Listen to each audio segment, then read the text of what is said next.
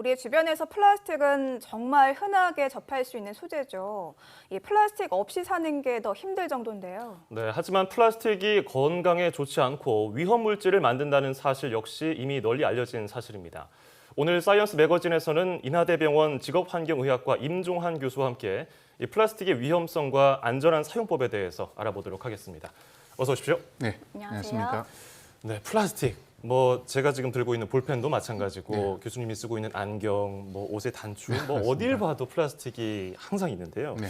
이 플라스틱은 어떤 성분으로 또 어떤 과정을 통해서 만들어졌을까요? 플라스틱을 만들 때는 여러 플라스틱의 원료가 되는 물질, 예를 들면 염화비닐이라든가 프로필린이라든가 이런 제품에다가 보조 원료를 사용하게 됩니다. 안정제나 가소제 같은 걸 넣고 플라스틱을 찍어내는 성형 사출 틀이 있는데요. 예. 거기다 넣고 용융된 상태에서 찍어내게 되면은 여러 종류의 플라스틱이 만들어지게 됩니다. 그런데 이 플라스틱의 위험성에 대해서 오늘 짚어볼 예정인데 플라스틱이 왜 위험하다고 하는 겁니까? 플라스틱의 일부 종류 같은 경우는 그러니까 열 가소성 플라스틱이라고 하는데 네. 열을 가하게 되면은 만들어질 때 넣었던 안정제라든가 가소제라든가 이런 물질이 다시 보면은 용출돼서 나오게 됩니다. 녹아서 나온다는 그렇죠. 거죠? 예, 그러니까 플라스틱 그 원료로 사용됐던 물질들 보조 재료가 역시 보면은 용출돼서 나오기 때문에 플라스틱을 만드는 과정 중에 이들 물질에 노출되는데 특히 가소제 같은 경우에서는 프탈레이트라든가 이와 같이 호르몬 교란 작용을 일으키기 때문에 우리 몸 속에 들어왔을 때는 치명적인 질환들을 유발하게 됩니다. 네. 예, 우리가 플라스틱에 대해서 이제 얘기를 하려고 이제 생각을 해보면은 아까 제가 말씀드린 것처럼 플라스틱은 안 쓰는 곳이 없고 특히 우리 몸속에 들어가는 음식을 담는 용기 대다수도 플라스틱으로 돼 있지 네, 않습니까? 맞습니다. 네. 음식을 플라스틱 그릇에 담아서 전자레인지에 돌리는 경우도 있고요. 네. 근데 어떤 플라스틱은 전자레인지용이 아니라서 발암물질이 나오기 때문에 쓰면 안 되고 어떤 거는 전자레인지용이라서 괜찮고 이게 구분하는 방법도 궁금하네요.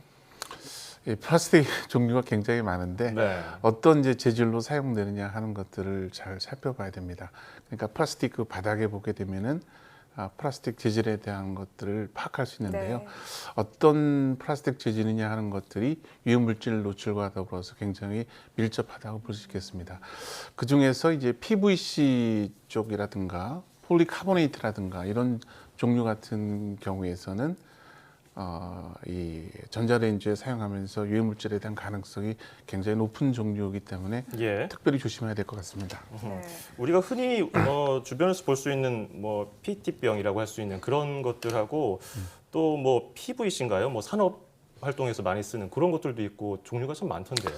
종류를 잠깐 좀 설명을 드리면요. 예. 이제 페트라 그래서 보면은 이제 그 플라스틱 종류의 하나 쪽 부분인데 네, 페트병 할 때 그 페트. 네, 폴리에틸렌 텔레포탈레이트라고 하는 건데 예. 일명은 그냥 약칭해서 이제 페트라고 하는데 대개는 이제 음료수병으로 많이 그렇죠. 사용되는 종류라고 가장 익숙한 볼 수, 플라스틱 종류죠. 일반적으로 많이 볼 수 있는데 이제 이게 그 열에 노출되어지면 암 발생 가능성이라든가 이런 부분에 대한 유해물질 노출 가능성이 있기 때문에 네. 특히 조심을 해야 되는 거고요. 그다음에 또 있는 경우가 이제 폴리스틸렌 같은 경우에는 요구르트 병이라든가 일회용 컵의 뚜껑 같은 경우가 폴리스틸렌으로 되어 있고요. 폴리프로필렌 같은 경우에는 반찬통으로 많이 사용되었습니다. 예를 들면은 고추장이라든가 된장, 장류 속에 많이 들어가 있는 부분들이 바로 폴리프로필렌 종류여서 식품 용기로 가장 많이 사용되는 종류가 폴리프로필렌이라고 볼 수 있겠습니다. 우리가 세세하게 살펴보지 않아서 그렇지 플라스틱마다 다 용도가 다르고 종류도 참 많습니다. 네, 그리고 고밀도 전밀도 폴리에틸렌 같은 경우에서는 우리가 우유를 담는 플라스틱 용기로도 많이 사용되는 부분이고요. 그다음에 이제 수도 그 파이프 같은 경우에 주로 사용되어지는 부분이 PVC 종류입니다. 바닥재 이런 경우도 있고 옛날에 주로 사용되어서 문제가 됐던 부분이 이제 폴리카보네이트라고 해서 젖병 꼭지라든가 이런 부분이 폴리카보네이트 종류라고 볼 수 있겠습니다. 예.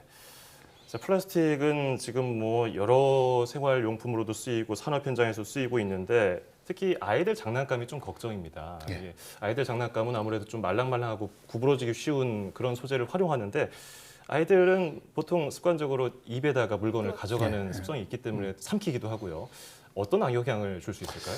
이 영유아의 어떤 특징 자체가 이제 만지고 빨고 하는 동작 자체가 네네. 플라스틱 속에 있는 유해한 물질에 대한 용출을 또 촉진한다고 볼 수 있겠습니다. 그런데 문제는 이제 영유아 같은 경우는 화학 물질이 몸 속에 들어왔을 때 사실 독성 작용을 낼 가능성이 높은 신체화하기 전에 아직은 발달되지 않은 상태이기 때문에 네. 아하. 특히 이제 성 호르몬의 교란 작용을 일으키게 되면은 성 발달 장애를 있을 가능성이 있습니다. 그러니까 성 조숙증이라든가 네. 이런 것도 가능성이 있고 이제 여학생 같은 경우에서는 월경불성, 생리통이라든가 나중에 이제 암 발생과 관련된다면 유방암이라든가 이런 부분들도 역시 호르몬 교란과 밀접한 관련이 있는 부분이기 때문에 어렸을 때부터 영유아 때 이러한 환경 호르몬의 노출 같은 경우는 나이 들어서 만성 질환을 가져다 줄 가능성도 높다고 보여집니다. 예. 그렇군요. 그래서 뭐 부모님들이 아이를 키우시는 분들은 그 요즘에 비스페놀 프리 제품들도 많이 구입을 하시더라고요. 뭐 일반 제품과 비교했을 때 가격이 뭐 서너 배 정도 비싼데도 더 안전하다고 생각하시고 구매를 하시던데 정말 뭐 비스페놀 프리 제품은 안심을 하고 써도 되는 걸까요? 아닙니다. 논란이 계속되고 있고 네. BP 프리 제품이라고 하는데 이게 비스페놀 A는 나오진 않는데 이제 호르몬 활성을 띠는 물질들이 여전히 검출되는 양상이기 때문에 네. 비스페놀 A는 없지만 실질적으로는 호르몬 교란 작용을 일으키는 물질들은 여전히 있기 때문에 건강에 대한 유해성 논란은 아직도 되고 이 있습니다. 비스페놀 A라는 게 화합물 화합물질이죠. 거죠? 비스페놀 A라고 하는 거죠. 네. 예. 그 환경 호르몬이라고 우리가 통칭하는 그런 것들이 여기서 발생할 수 있다는 네, 그렇죠. 그런 그러니까 말씀이죠. 프탈레이트나 비스페놀 A가 다 예. 이제 환경 호르몬으로 작용을 하게 됩니다. 자, 비스페놀 프리 제품도 역시 안심할 수 없는 상황. 네. 그런데 이 플라스틱 제품을 그렇다고 안 쓸 수가 없고 네, 우리가 접하지 않을 수도 없습니다. 뭐 산속에 들어가서 살 수 네, 없는 네. 노릇이니까요. 가급적 좀 사용을 줄이고 안전한 제품을 쓰도록 알면 좋을 텐데요. 어떤 식으로 우리가 조심해야 될까요? 일단 재질을 확인하는 게 제일 중요합니다. 그러니까 예. PVC라든가 PC 제품 같은 경우에서는 유해물질 노출이 제일 많은 특별히 주의해야 될 플라스틱 종류라고 볼 수 있고요. 네. 예. 폴리스틸렌 종류나 이런 또 페트 종류 같은 경우도 역시 조심을 해야 됩니다.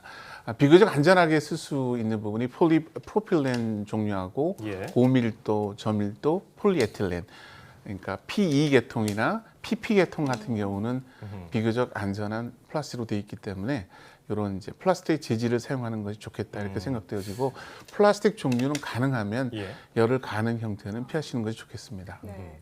근데 물론 소비자들이 이제 제품을 구입을 할 때 꼼꼼하게 따져보는 것도 중요하지만 정부 차원에서 정책을 제대로 마련을 하는 것도 굉장히 중요한 축이라고 생각이 네, 들거든요. 맞습니다. 맞습니다. 교수님께서는 우리나라 이런 플라스틱 제품 안전 규정 좀 어느 정도 수준이라고 평가를 하시는지요? 작년에 조사를 했는데 1인당 플라스틱 소비량이 우리나라가 세계에서 1위를 차지했습니다. 그래요? 1인당 98.2kg 정도인데 네. 2위를 차지했던 미국의 97.7kg을 누르고 1위를 차지했습니다. 네. 그런데 이만큼 이제 소비량이 많은 상태 부분인데 그에 비해서 안전성에 대한 대책 같은 경우에서는 비교적 미흡한 형태여서요.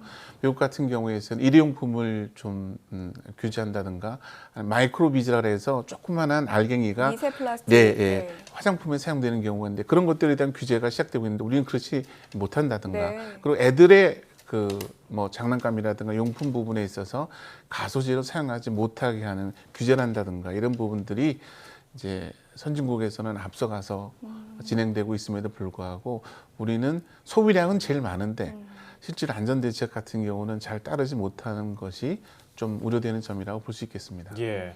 그 플라스틱 사용에 그 안전하게 사용할 수 있는 방법을 알 수 있는 뭐 사이트라든지 그런 것들이 있을까요? 저 이제 웹사이트 중에서 그런 네. 이제 좋은 사이트 부분인데요. 세이프티 코리아라고 해서 그런 그러니까 인터넷상에서 치게 되면은 직접 제품명하고 거기에 대한 이제 인증 여부, 안전성에 대한 검증 여부에 대한 정보도 같이 알 수 있습니다. 그럼 우리나라에서는 이렇게 뭐 홈페이지를 통해서 알리고 있는데 좀 미흡하다고 하셨잖아요, 규제 정책이. 네. 그게 좀 규제 활성화에 대해서 공론화 자리가 마련되고 있나요? 이제 정부도 거기에 대한 관심을 갖고 있는데요. 이제 늘어나는 이제 플라스틱 용류라든가 또 사용량에 비추어서는 우리가 잘 못 쫓아가고 있는 거고요. 예. 또 환경 호르몬에 대한 피해 자체가 제가 쭉 모니터링을 해보니까 거기에 관련되어져서 애들이 보면은 뭐 대사성 질환이라든가 네네. 아니면은 성발달 장애라든가 성조증이라든가 이런 것들에 대한 위험성이 어느 정도 이제 관찰되어지는데 이제 그런 거에 대한 대책은 아까 말하는 화학 물질에 대한 환경 호르몬의 관리 자체가 지금은 관찰 물질로 지정된 거 외에는 예. 특별한 규제가 별로 없습니다. 그러니까 적극적인 그렇군요. 규제가 조금 네, 맞습니다. 미흡하다는 말씀이신 네, 맞습니다. 거죠? 그렇게 예. 해야 될 것 같습니다. 네. 이게 이미 플라스틱 사용이 우리에게 익숙해져 있어서 그 경각심을 갖기 어려워서 오히려 그 잘못된 플라스틱 사용이 더 위험할 수도 있겠다 이런 생각이 네, 들기도 맞습니다. 합니다. 의식적으로 우리가 뭐 우리 몸과 환경을 위해서 플라스틱을 좀 올바르게 썼으면 네, 좋겠고요. 그런 규제 정책도 나왔으면 좋겠습니다. 오늘 말씀 잘 드렸고요. 지금까지 인하대병원 임종환 교수였습니다. 네, 맞습니다.